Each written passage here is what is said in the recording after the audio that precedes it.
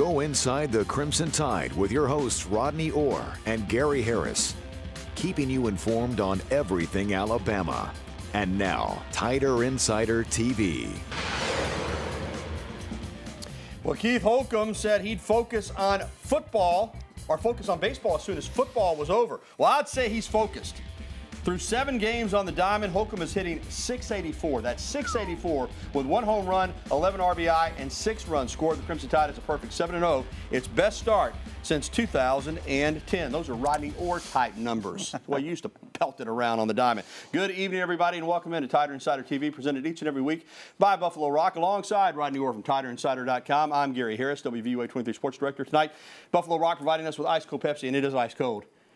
I put it in the freezer. Be careful. It's going to be okay. All right, timed it out perfectly. That's the advantage of being a veteran Pepsi drinker. I can put one in the freezer,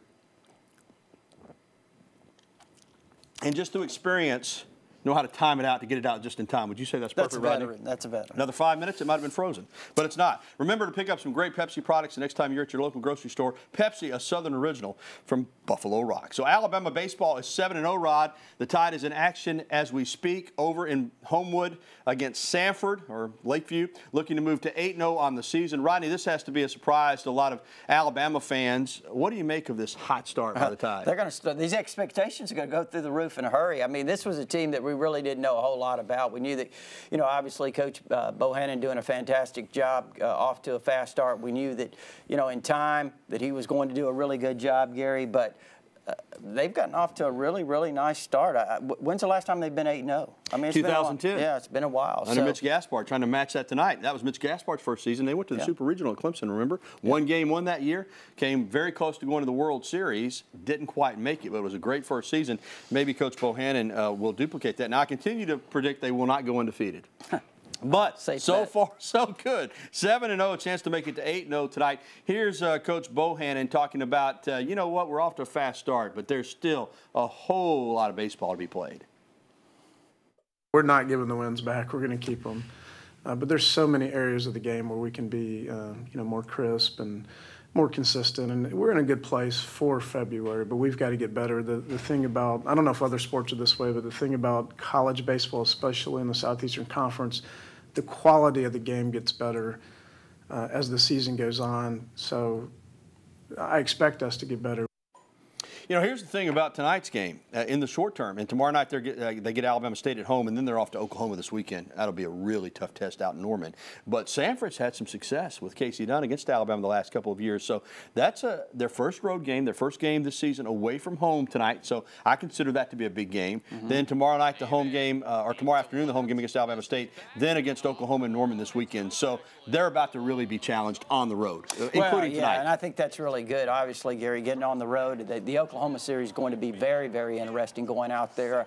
I think certainly a great experience for a team that, again, a program that really is very young. Yep. All right, Rod, we'll move on. Also in action right now, the Alabama men's basketball team, the Tide, at home against Florida. That's happening at Coleman Coliseum as we speak, hoping to break a 3-game losing streak. Now, the Tide lost to Arkansas on Saturday at home, and head coach Avery Johnson was clearly disappointed following the game. How disappointed should we be? This is a team, now they're still, according to all the bracketology experts, and of course they've got the right number of quadrant 1 wins, it seems like.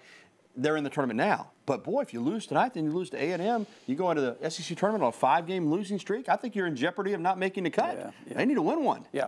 You know, Gary, if the question is how disappointed are we right now, here's the deal. I mean, we have to let this thing play out and see how it finishes up before we start talking about being disappointed. I understand that this last 3 games, certainly the fans, if you look at TiderInsider.com, I mean, it's been a mess the last 3 games. But, you know, let's see how they finish out.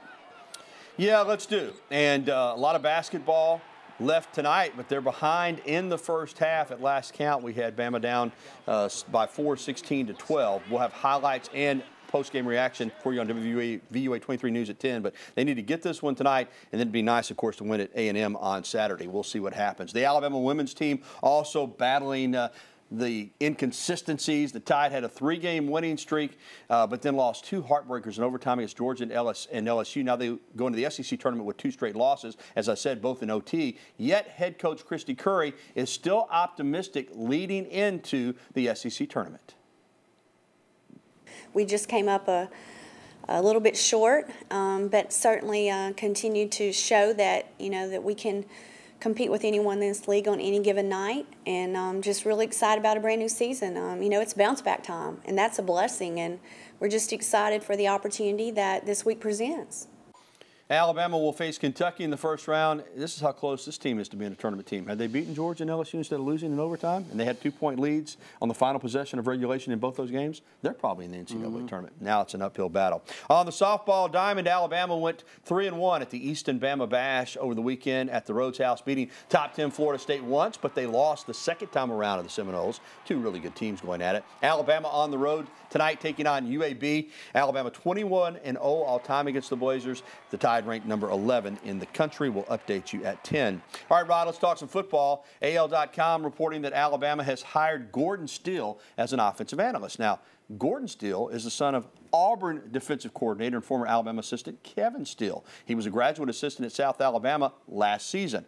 Also, numerous reports that Tennessee head coach Butch Jones, or former Tennessee head coach Butch Jones, is in talks with Nick Saban for a position as an offensive analyst. Rodney, first your thoughts on Steele, because we're pretty sure he's actually been hired, and the possibility of adding Jones. What do you think about these moves? Well, obviously Gordon Steele is a guy that we certainly know his dad, and he's done a fantastic job here at Alabama, and then now at Auburn's really done a great job as their defensive coordinator. So we know he's grown up around football, and certainly is educated extremely well in that. So, Gary, I don't know much about Gordon Steele. I know he was at South Alabama, as you mentioned, but I think he's going to help out with the offensive line, will be what he does a little bit, whatever his role is. But it'll be interesting come Iron Bowl time. It'll be interesting, sure will. Pop sure against will. son. Yeah. And on Butch Jones, I mean, Nick Saban's the one that, so many things that he's changed, but he's the one that kind of revolutionized bringing in these former head coaches, high-profile head coaches, to be analysts. Alabama has a lot of national championships under Nick Saban.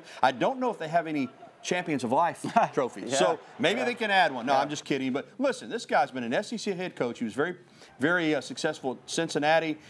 This is a type of move that Nick Saban makes. I wouldn't be surprised one bit if Butch Jones were to join this staff. Yeah, listen, first of all, I know he gets criticized a lot. All the cliches that he has, kind of, the fans make fun of him and what have you, but he has done a fantastic job, Coach. A lot of people will forget. In 2015, Gary, they had Alabama on the ropes down here. Yeah, sure as did. you remember. Didn't they win 9 games that year? Went to a bowl game, won a nice bowl game. So, he did a nice job. He inherited a real mess at Tennessee, and he did a really good job and set it up, I think, pretty well for Jeremy Pruitt. All right, Rodney, I'll keep you posted on those staff openings on TiderInsider.com. Well, still to come on TITV, a historic win for Alabama men's track and field. We'll bring head coach Dan Waters into the studio as he recaps the Tide's first men's conference indoor championship in more than 45 years.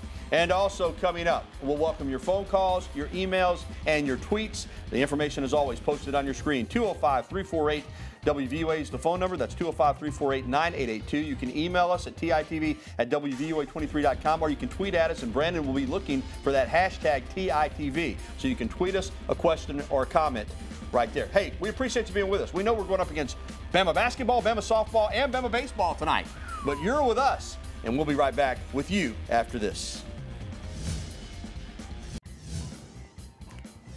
For the first time since 1972, Alabama men's track and field is the SEC indoor champion. The Crimson Tide came from behind on Sunday to top, listen to this, Texas A&M, Arkansas, Florida, and Georgia. All national powers. It's the 6th indoor championship in school history, but the first in 46 years. And we're pleased to have the head coach of the Alabama men's and women's track and field programs with us, Dan Waters. Coach, just first of all, thanks for joining us and congratulations, man. Thank you. It was a very exciting weekend for us.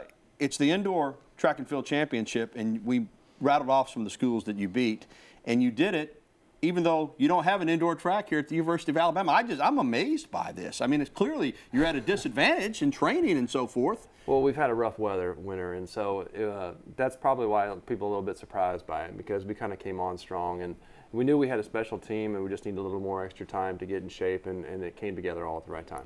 Yeah. Well, you know, I think the interesting thing as I look at this is you went back to College Station, where you were once the coach. You took your program, won the SEC. How was it going back there and winning? Well, it's a great venue, and they host a great championship, and it's tough to beat those guys on their home track. Their stands are packed with Aggie fans, and so to go there and to silence the fans a little bit was very rewarding. Well, when you left A&M, where you'd been an assistant, to come here to be the head coach, you said, I remember it well in 2011, that this was your goal, SEC championships, competing for NCAA championships. You took a big step in that direction. We'll get into that more in a moment at NCAAs last year. You know, I think a lot of people said, yeah, well, that's what every coach says. But you've done it. I mean, how gratifying is that? Well, it's pretty exciting because we went back and looked at it 6 years ago. We competed in the SEC that was 2 teams less. Missouri and A&M hadn't entered into the conference yet, and we finished with 14 points and we're last. And so 6 years later, we were able to build it up to win a championship. We were second this last year, and then to win it this year. It's been a process, and it's you can obviously. The athletes are the ones that get it done, and the assistants are the ones that work with the athletes every single day. But it's just amazingly rewarding. Yeah. About this championship, I saw where your comments, you were really pleased with the fact that every part of your team contributed to this. Yeah, that's what's unique about our program. We have almost every single event covered. You take a look at it, we'll have somebody in competing for the title and the shot put, the weight throw, the javelin outdoors, the triple jump, and you name it. So yeah, we had people all over the track competing, and so it's always exciting. There's always something going on. Now you're going to go back in 9 or 10 days or so to College Station for the NCAA Indoor Track and Field Championship. Now, someone like me, who's kind of a casual track and field fan, will say, well, you won the SECs there. Now you're going to go back and win the Nationals, but not that simple. You had a lot of performers that gave their all to win this SEC championship. That's going to be an even bigger challenge. Yeah, it was unique because we went to the wall to win the championships, and now we got to come back, recover, regroup, and get back out there and do it again. So I know our athletes are poised to do great things. We're going to be a team they're going to talk about and has a chance to bring home a trophy. We'll hope we can deliver once again. And real quickly, the women finished 8th. Rodney and Coach, that's respectable. Quite frankly, this is a rebuilding year for the women. They were 3rd in the nation last year, and a lot of people graduated, and we brought in a really great freshman class, and so they did a phenomenal job, and we redshirted some kids. So recruiting's gone better than it's ever have, and so we just feel like next year is the year that we hopefully be talking about a women's championship. Yeah, and of course the outdoor season coming up, and just Rod, can you imagine what do you do indoor track if he had an indoor track? He would dominate. Might not ever lose. Thank you so much, Coach. Thank you, guys. All right, coming up on Tider Insider TV, Justin Thomas keeps piling up the wins on the PGA Tour. We'll have highlights from his latest tour victory. And up next, we'll be welcoming your phone calls, emails, and tweets. You see the information on how you can get in touch with us right there on your screen. 205-348-9882 is that number. Hey, listen, I know basketball is going on, baseball and softball, but we're glad you're with us, and we want to hear from you next here on TITV. Stay with us. Since coming to Alabama, Nick Saban is undefeated on homecoming. Of course, he's undefeated on most Saturdays. But look out, Mizzou, because you're next. The university announced that October 13th will be the 2018 homecoming game against the Missouri Tigers. Bama 83-13-1 all-time on homecoming. And the Tide is riding a 16-game homecoming win streak. Saban is 11-0. And look at this coaches clinic coming up for the Tide. The Clinic of Champions, Rodney, I would say so. That's set for April 12th through the 14th, the Alabama Football Clinic of Champions. Check out the lineup. Nick Saban will be there, but he'll be joined by 2 Super Bowl winning NFL coaches, Mike McCarthy of the Packers, Doug Peterson of the Eagles. Troy head coach Neil Brown will be on hand, along with Temple's Jeff Collins, a former Alabama assistant, West Virginia's Dana Holgerson, and former Florida head coach Ron Zook. How about that lineup, man? That's the power of Nick Saban. See some of these coaching clinics, don't get me wrong, they get good people in, but to be able to get 2 Super Bowl winning NFL coaches to headline your clinic, that is clout right there, my friend. When you're the premier program. Absolutely. You get the best. All right, welcome back to TITV. Hey, we appreciate you being with us. Again, I know we're up against the men's basketball on ESPN. Alabama softball is playing in Birmingham. Alabama baseball is playing in Birmingham. So phone lines are open. If you want to get through, 205-342-9904. The Daniel Moore New Life Art Hotline is out. Of course, his great print, 2nd and 26. is coming out soon. Let's go right now to the New Life Art Hotline and welcome in Charles from Gadsden. Charles, thanks for being with us. Thanks for watching us instead of the ball games. How you doing, man? Yeah, I'm doing all right, guys. I got a question for y'all. The game right now, Alabama getting killed, man. They're down by like 16. I want to know why is this basketball team, regardless of who the coach is the last few years, it falters toward the end of the season, and they can't protect their home court. What do you guys think the problem is? Yeah, Charles, it's a legit question, and we'll just worry about the last 3 years because Anthony Grant's the coach of Dayton now. You know, it doesn't really matter what happened under him. But the last 3 years under Avery Johnson, they were in position the first 2 years. Maybe not as talented as this year, but were in position with 5 or 6 games to go. Charles is right.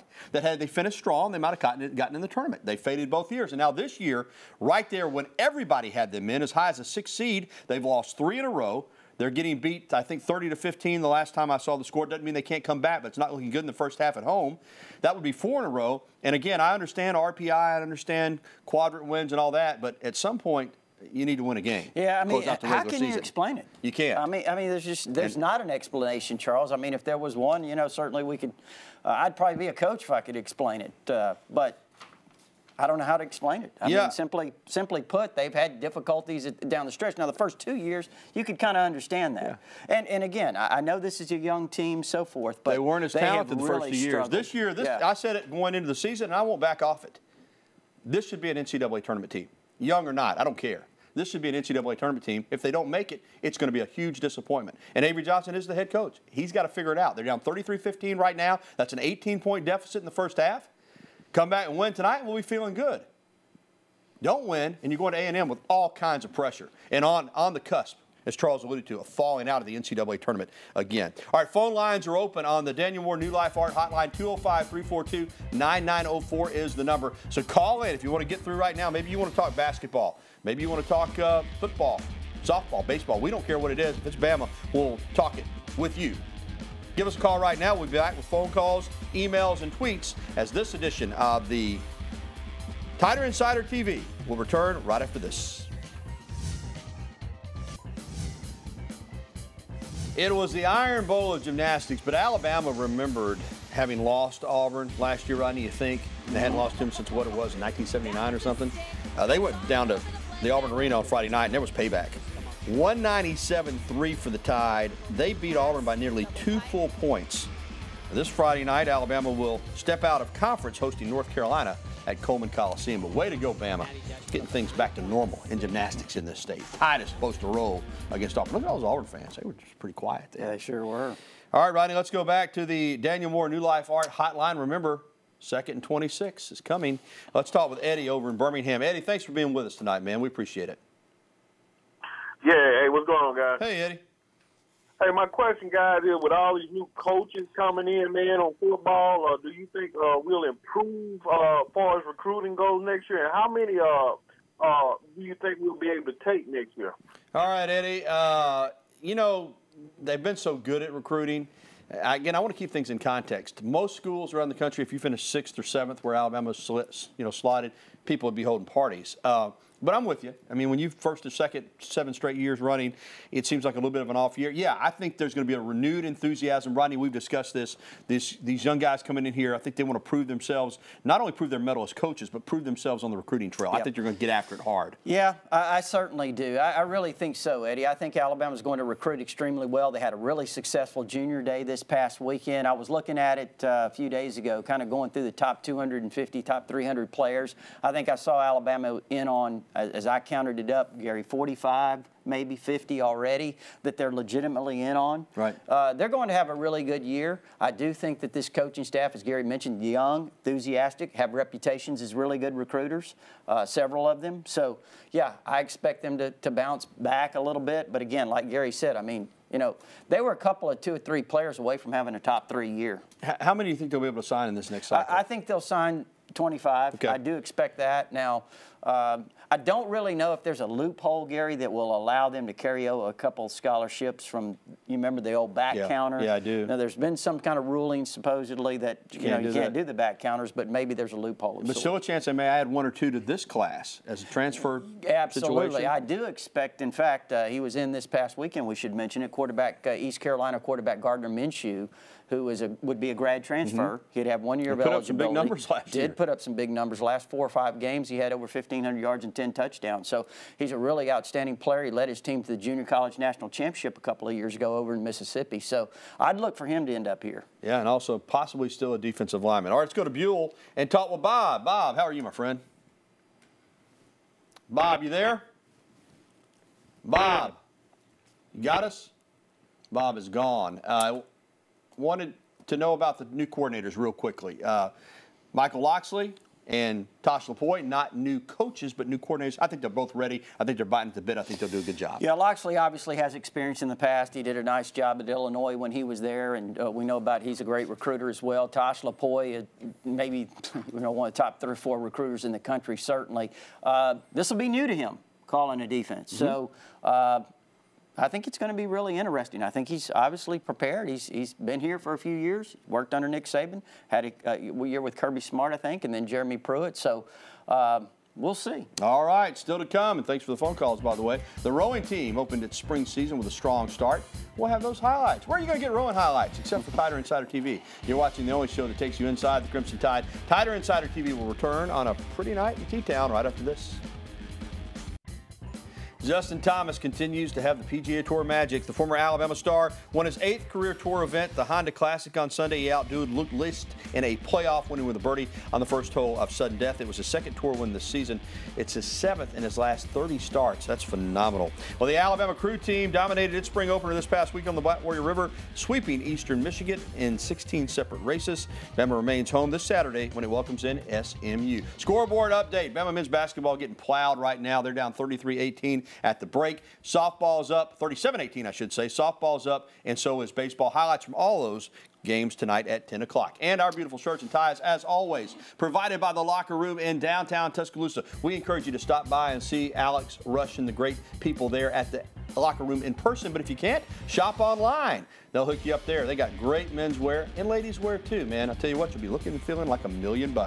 That's going to do it for the show. A replay tonight at 10:30. You can find it anytime at WVUA23.com. For Rodney Orr, I'm Gary Harris. Thanks for watching, everybody. We'll see you next week. Good night.